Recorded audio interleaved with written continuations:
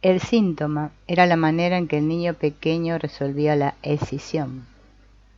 Los síntomas corporales como la constipación, el tartamudeo o los tics no deben ser considerados como simples hábitos que hay que condicionar desde fuera del organismo.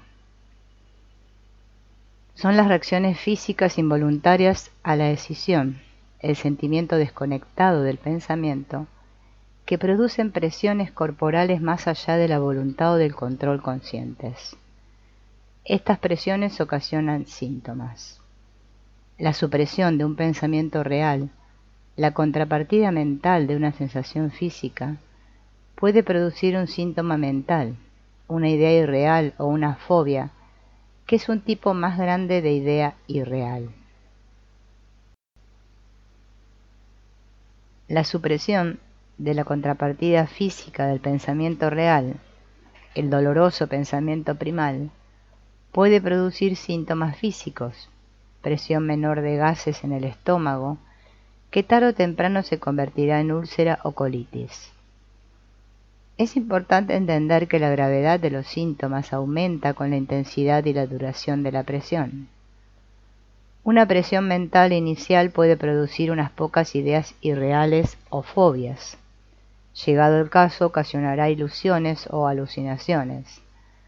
Las alucinaciones serían solo el punto final de un proceso de desarrollo de ideas irreales que empezó en la primera infancia. A medida que aumenta la presión de sentimientos negados cada vez más numerosos, la mente debe retorcerse adoptando pliegues más complejos. Al mismo tiempo, ejerce más presión sobre los órganos vulnerables que ayudan a eliminar parte de la tensión. Si al fin un sistema orgánico cede la tensión, es decir, la presión, tiende a canalizarse por esa vía. Si no se logra reducirlo bastante la presión, quedarán afectados otros sistemas orgánicos. De esta manera, quizá encontremos, como ocurrió con un paciente, primero secreción postnasal, después alergias graves, asma, úlcera y así sucesivamente. Todos los síntomas neuróticos, tanto psicológicos como físicos, forman una unidad. Un sentimiento bloqueado puede originar una tensión acumulada que, llegado el caso, afectará la mucosa estomacal, o ese mismo sentimiento puede ser representado de un modo masoquista, dando por resultado una exteriorización del mismo sufrimiento. En ambos casos el sufrimiento se vuelve real, entonces se puede hacer algo con él. Para los trastornos hay píldoras, para el ritual masoquista hay un comienzo y un fin. En ambos casos implica una reubicación del sufrimiento en algo concreto, en algo que puede controlarse. Las enfermedades son síntomas involuntarios del sufrimiento, en tanto que el masoquismo es un síntoma voluntario. Aunque parecen ser fenómenos semejantes, son solo canales diferentes para los sentimientos bloqueados. El sadismo es otra variante en que, para no sentir el sufrimiento, el sujeto lo inflige a otro. Alguien le pega a su mujer cuando lo que realmente quiere es pegarle a su madre, y en un nivel más profundo quizá quiera pegarle a su madre porque sufre por falta de amor. La dinámica de la elección de síntomas que actúan interna o externamente puede ser compleja. Los síntomas psicosomáticos son un comportamiento irreal. Son el resultado de las circunstancias de la vida y de la propia contextura constitucional. Pero para comprender un síntoma, en este caso el masoquismo o las enfermedades psicosomáticas, debemos entender que se trata de un comportamiento reubicado. Es el centro, la forma en que designamos las fuentes aparentes del sufrimiento.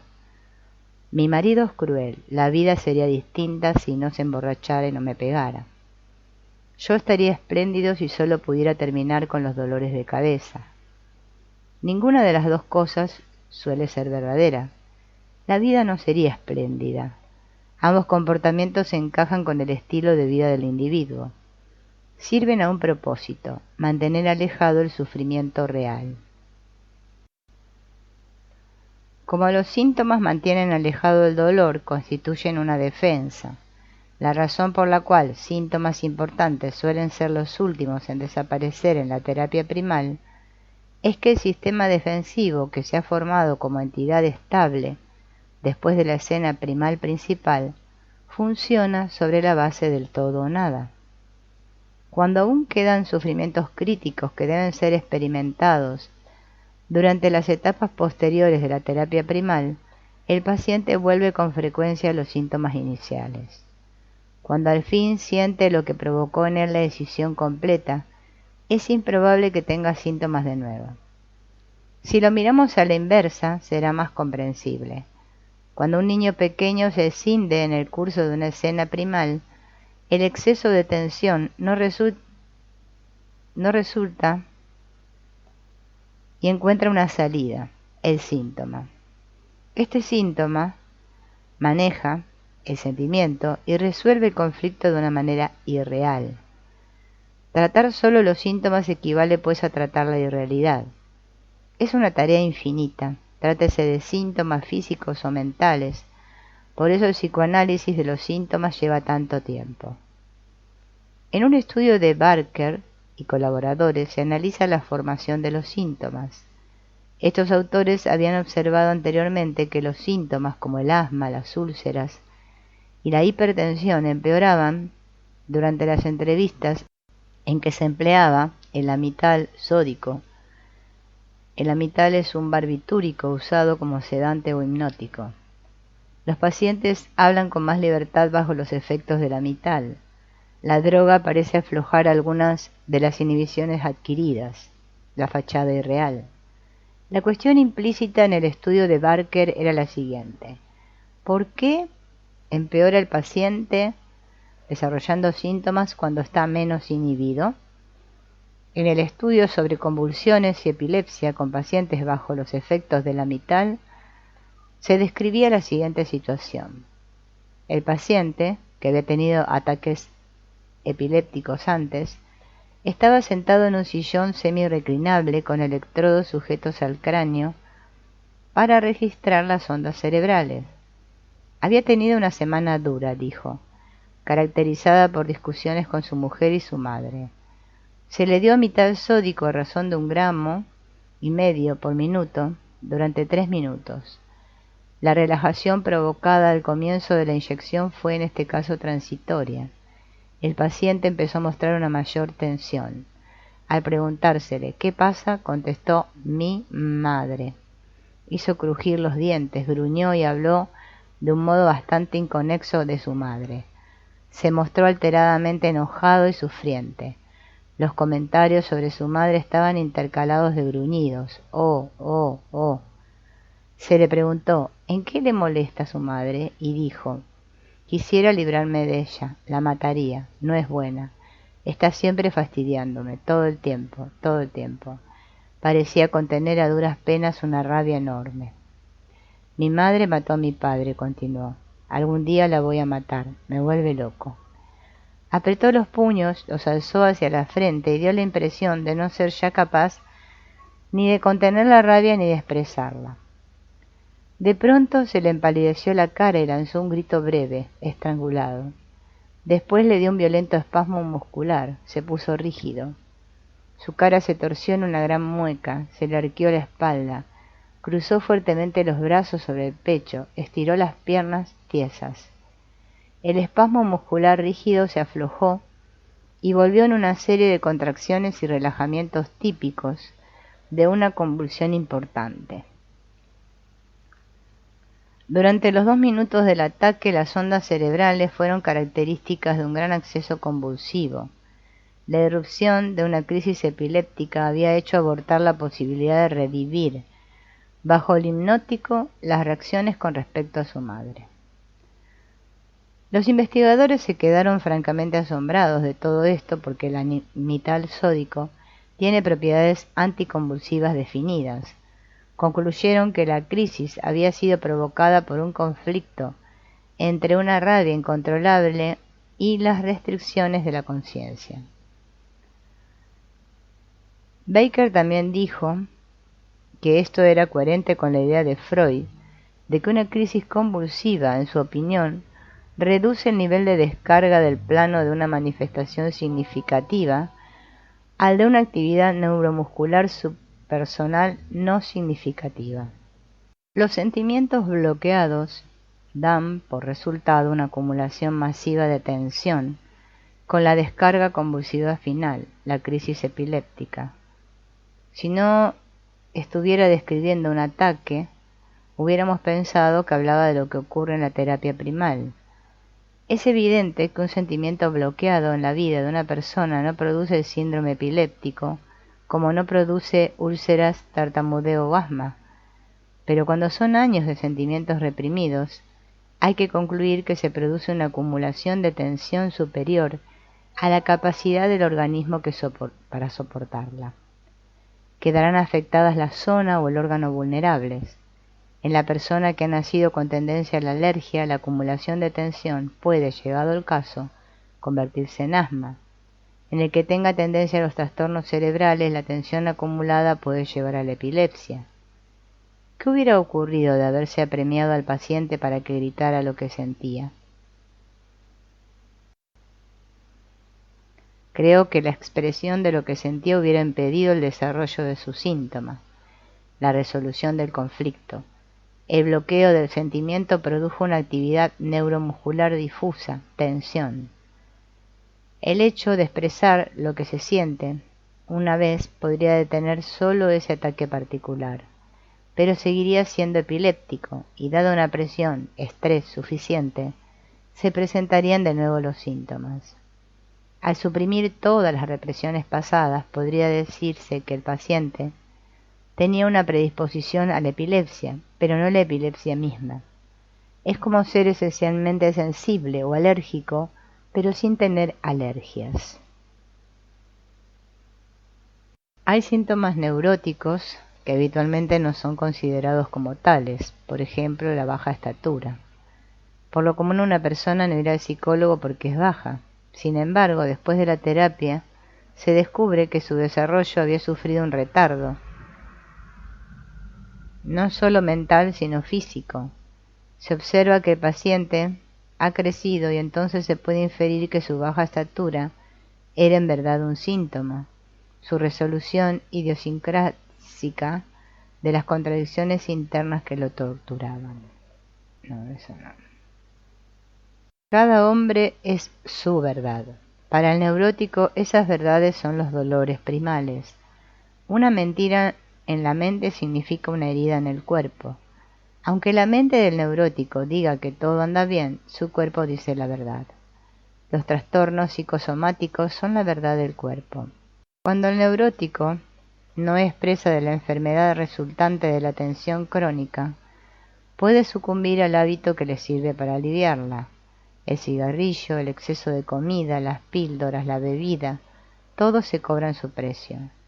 Aún con ayuda de estos hábitos para descargar la tensión, muchos neuróticos siguen sufriendo de enfermedades psicosomáticas.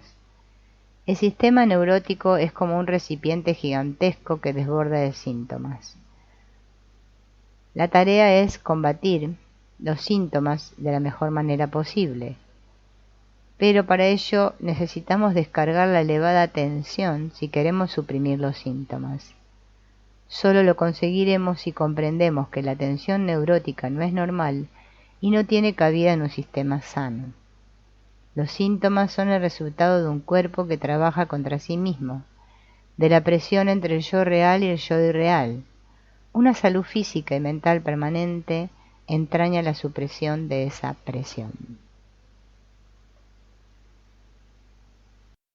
El neurótico quiere, el hombre normal necesita. Para el neurótico, querer lo que realmente necesita es sentir el sufrimiento, de modo que debe querer sustitutos, es decir, algo alcanzable.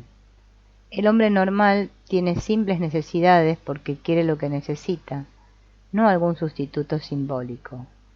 El neurótico puede querer una bebida, un cigarrillo, prestigio, poder, cargos elevados, un auto veloz, todo para cubrir los sufrimientos causados por el vacío, el desprecio, la impotencia, lo que sea.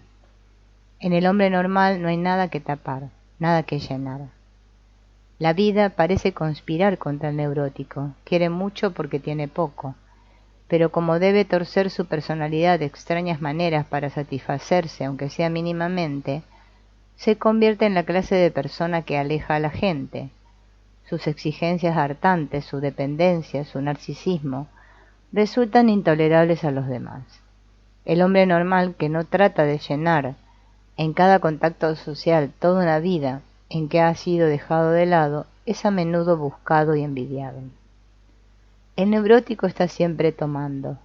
Por mucho que se haga por él no se consigue nada, porque debe llenar aquellas satisfacciones una y otra vez, hasta que estén debidamente conectadas y resueltas, cosa que habitualmente solo se consigue en la terapia. El normal opera con es preciso en lugar de con sería preciso. El comportamiento neurótico significa la abdicación de la necesidad personal como deferencia a los deseos y necesidades de los padres. El es preciso de los padres se convierte en el debería de los hijos. Un niño malo es el que no hace lo que debe. El niño pequeño, al tratar de ser bueno para ser querido, trata de ser lo que sus padres piden. Lo hace con la implícita esperanza de que al fin ellos satisfarán las necesidades de él, que lo tomarán en brazos, por ejemplo. Pero las necesidades de los padres no pueden nunca ser satisfechas por el niño, por mucho que lo intente. Así se plantea la situación en que el niño está tratando perpetuamente de satisfacer a sus padres, de agradarles o hacerlos felices. Nunca será bastante. Ningún niño puede remediar la desdicha de los padres. Los deberes del niño son las necesidades de los padres. No cumplirlos significa renunciar al afecto de los padres. Los niños neuróticos se confunden tanto con sus deberes, estar quieto, ser bien educado, colaborar, que pierden de vista sus necesidades personales. Al perderlas, quieren lo que no necesitan. El escamoteo de las necesidades de los niños suele ser sutil. Los padres neuróticos recuerdan a los niños: deberías estar contento, deja de quejarte, mira todo lo que hacemos por ti, te hemos dado todo. A menudo los niños se convencen, miran a su alrededor y ven bienes materiales, creen que tienen lo que quieren y no saben ya siquiera que necesitan desesperadamente algo: afecto. El neurótico suele ser indeciso porque está dividido entre necesidades reprimidas y la ejecución de sus deberes. El hombre normal puede decidir por sí mismo porque siente su yo y lo que está bien para él. El neurótico confía en los demás para que le indiquen sus deberes.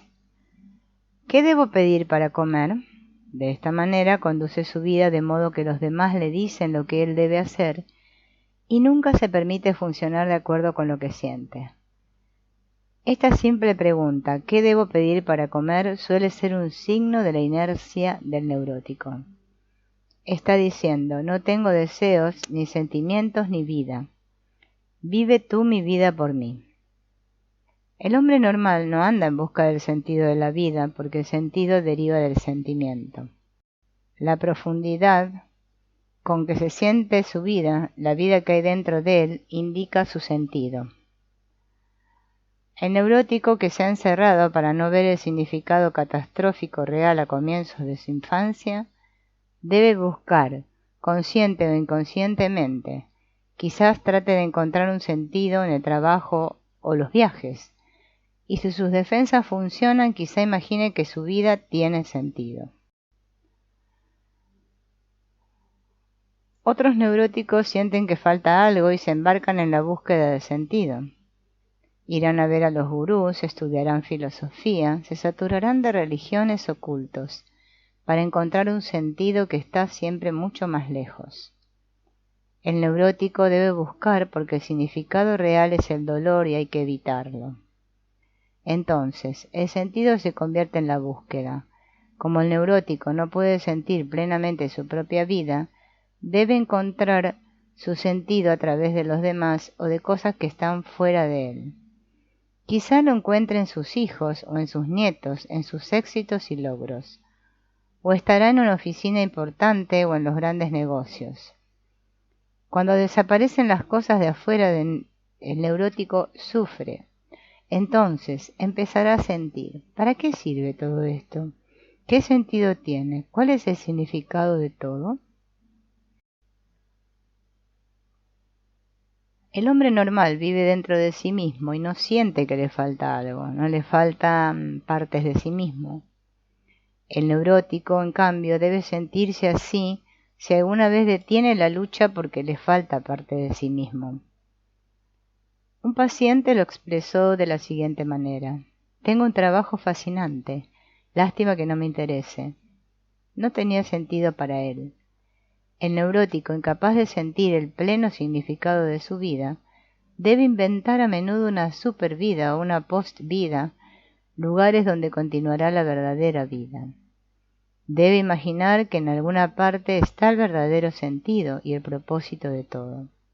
Imaginará que los hombres sabios lo averiguarán por él, cuando es el único que puede hacerlo. El hombre normal, al descubrir su propio cuerpo, no necesita conjurar un lugar especial donde realmente transcurre la vida. El neurótico busca la psicoterapia y es posible que le ayude a encontrar una vida con más sentido. Se convierte en una larga búsqueda. El hombre normal ha hecho un simple descubrimiento.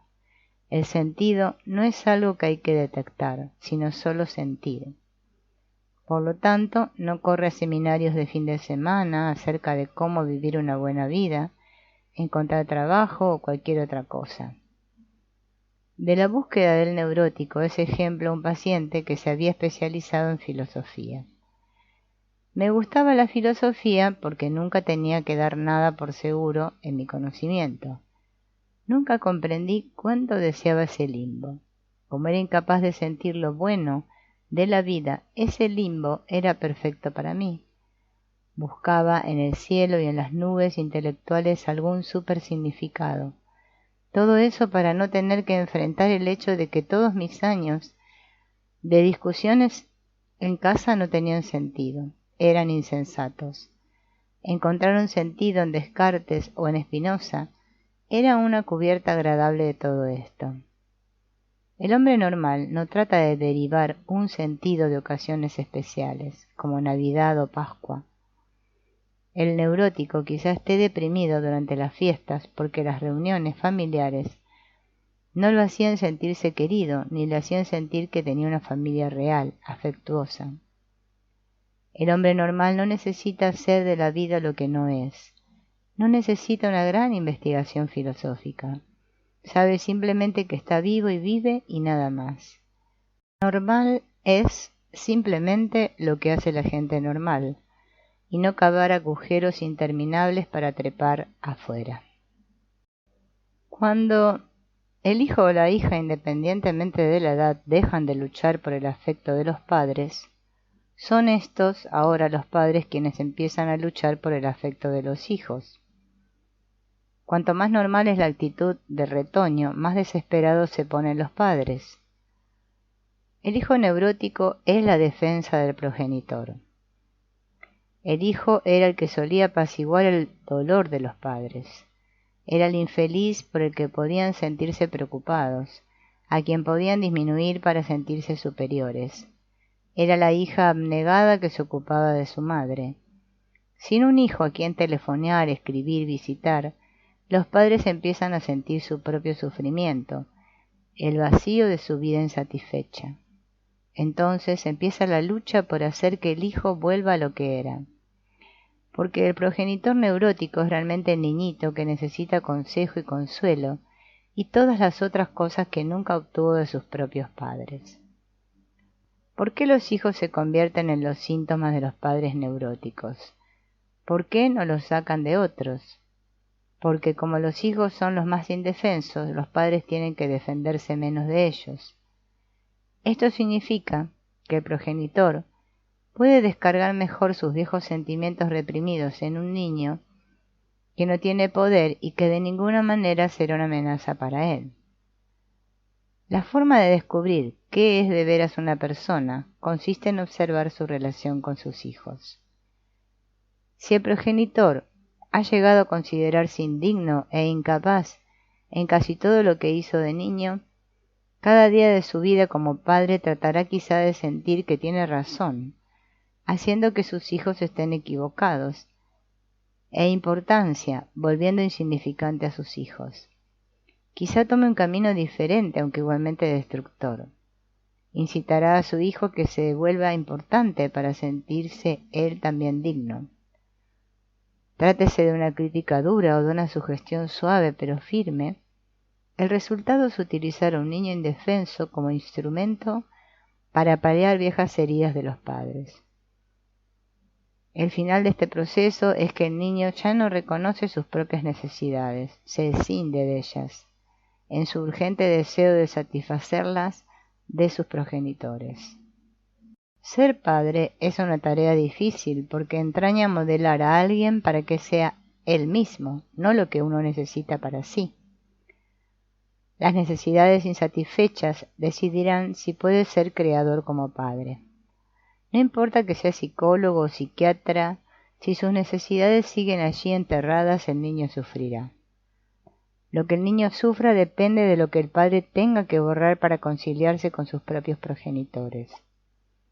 Lo que el progenitor verá en su hijo es su propia necesidad y la esperanza de satisfacerla. El niño no será visto como es, alguien que empieza con el nombre mismo que se le ha puesto. Un niño llamado Percival representa ciertas esperanzas de los padres ya al nacer.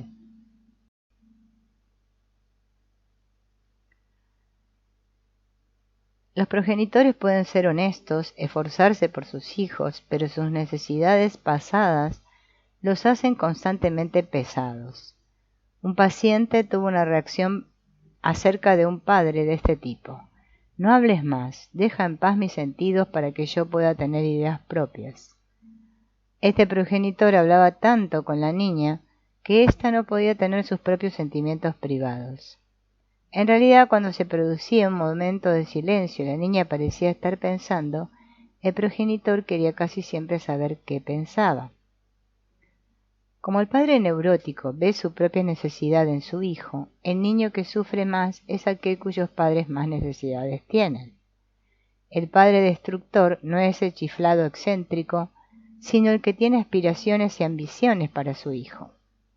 Esas aspiraciones no dejarán que el niño sea el mismo, estará ocupado en sentir las necesidades de los padres. El padre destructor, en una palabra, es aquel con el que el niño ha tenido que pactar. Yo haré esto si tú haces aquello. Esto es un afecto condicional y la condición del afecto trae como resultado que el niño se vuelva neurótico.